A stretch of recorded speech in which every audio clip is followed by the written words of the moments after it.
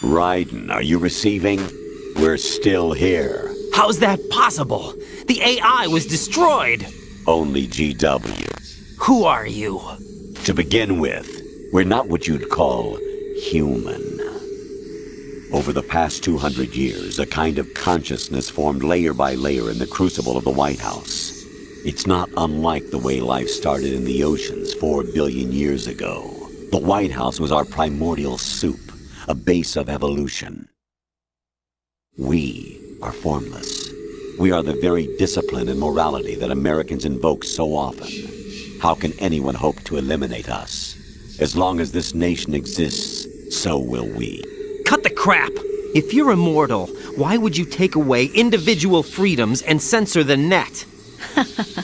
Jack, don't be silly. Don't you know that our plans have your interests, not ours, in mind? What? Jack, listen carefully, like a good boy. The mapping of the human genome was completed early this century. As a result, the evolutionary log of the human race lay open to us.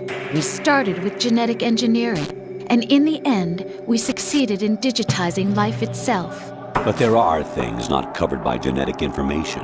What do you mean? Human memories, ideas, culture, history. Genes don't contain any record of human history. Is it something that should not be passed on? Should that information be left at the mercy of nature?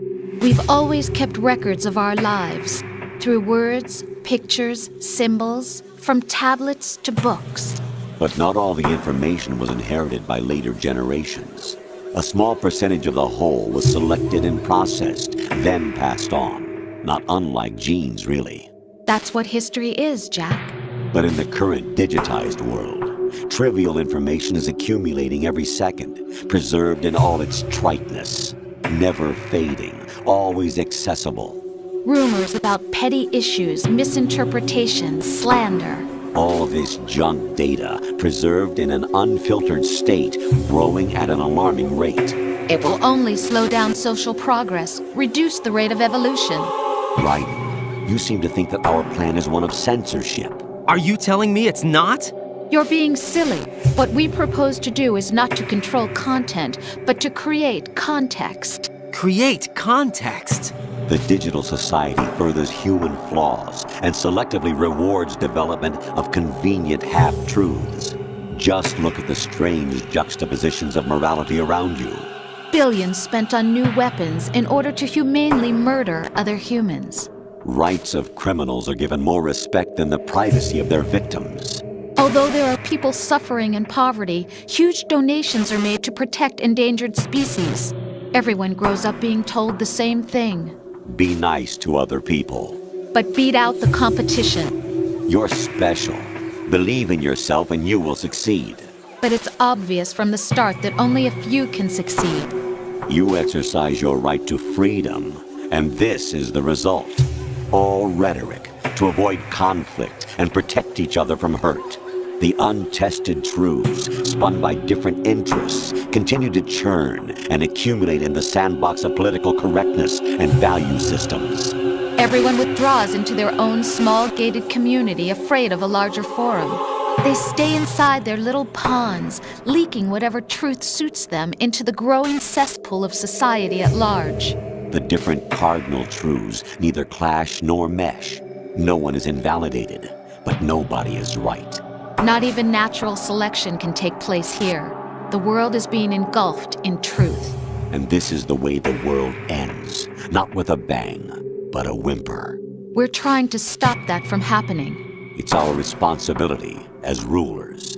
Just as in genetics, unnecessary information and memory must be filtered out to stimulate the evolution of the species. And you think you're qualified to decide what's necessary and not? Absolutely. Who else could wade through the sea of garbage you people produce, retrieve valuable truths, and even interpret their meaning for later generations? That's what it means to create context. I'll decide for myself what to believe and what to pass on. But is that even your own idea? Or something Snake told you? That's the proof of your incompetence right there. You lack the qualifications to exercise free will. That's not true. I have the right. Does something like a self exist inside of you? That which you call self serves as nothing more than a mask to cover your own being. In this era of ready-made truths, self is just something used to preserve those positive emotions that you occasionally feel. Another possibility is that self is a concept you conveniently borrowed under the logic that it would endow you with some sense of strength. That's crap! Is it? Would you prefer that someone else tell you? All right then. Explain it to him. Jack, you're simply the best, and you got there all by yourself.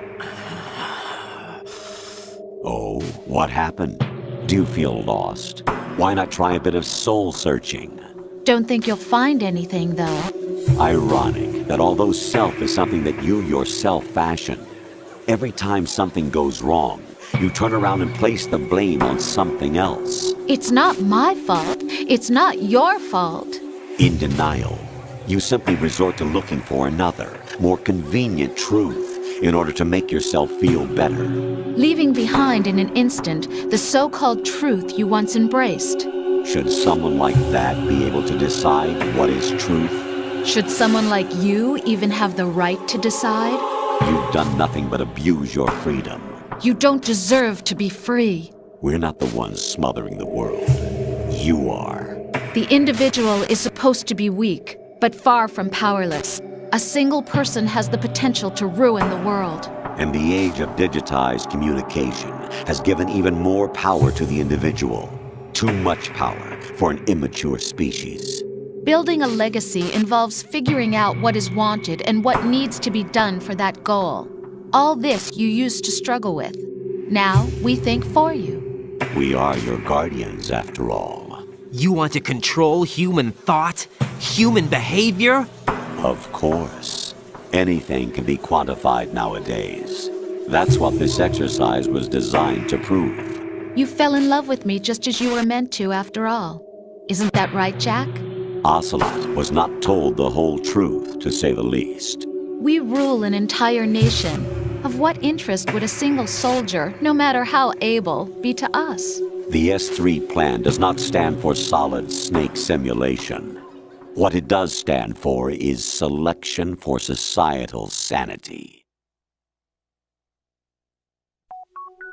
The S3 is a system for controlling human will and consciousness.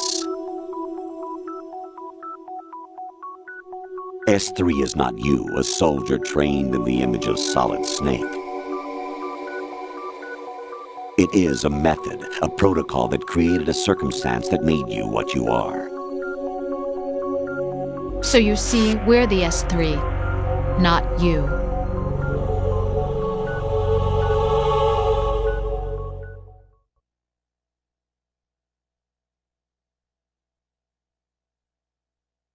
What you experienced was the final test of its effectiveness. That's crazy. You heard what President Johnson said. The Arsenal's GW system is the key to their supremacy. The objective of this exercise was to establish such a method. We used Shadow Moses as a paradigm for the exercise. I wonder if you would have preferred a fantasy setting. We chose that backdrop because of its extreme circumstances. It was an optimal test for S3's crisis management capacity. If the model could trigger, control, and solve this, it would be ready for any contingency. And now, we have our proof.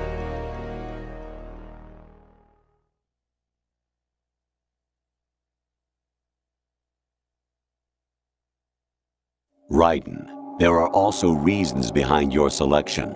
Solidus raised plenty of other child soldiers. Do you know why we chose you over them? It was because you were the only one who refused to acknowledge the past. All the others remember what they were and pay for it daily. But you turn your back on everything you don't like. You do whatever you like, see only the things you like, and for yourself alone. Yes, Rose can attest to that. You refused to see me for what I was. I lied to you, but I wanted to be caught. You pretended to be understanding, to be a gentleman. You never made a conscious attempt to reach out to me. The only time you did was when I gave you no choice but to do so. I was just trying not to. What? Trying not to hurt me? Dear, the one you were trying not to hurt was yourself. Avoiding the truth under the guise of kindness is all that you did. It occurred to you to do nothing but look out for yourself. Even if you claim that it was for my sake, that feeling was nowhere to be seen. In the end, everything was for your sake. I was never part of the picture. Exactly right. So you see, you're a perfect representative of the masses we need to protect. This is why we chose you. You accepted the fiction we've provided, obeyed our orders, and did everything you were told to. The exercise is a resounding success. Didn't I tell you that GW was still incomplete? But not anymore, thanks to you. Your persona, experiences, triumphs, and defeats are nothing but byproducts. The real objective was ensuring that we could generate and manipulate them. It's taken a lot of time and money, but it was well worth it considering the results. I think that's enough talk. It's time for the final exercise. Raiden, take Solidus down. Think again. I'm through doing what I'm told. Oh, really? Aren't you forgetting something? If you die, my child dies. The termination of vital signals from your nanomachines means the death of Olga's child. Not to mention the death of Rose. She's wired the same way. Rose, does she actually exist? Of course I do, Jack. You have to believe me. Damn! It will be a fight to the death. Solidus at least wants you dead. We will collect the necessary data from this last fight. Then we'll consider the exercise closed.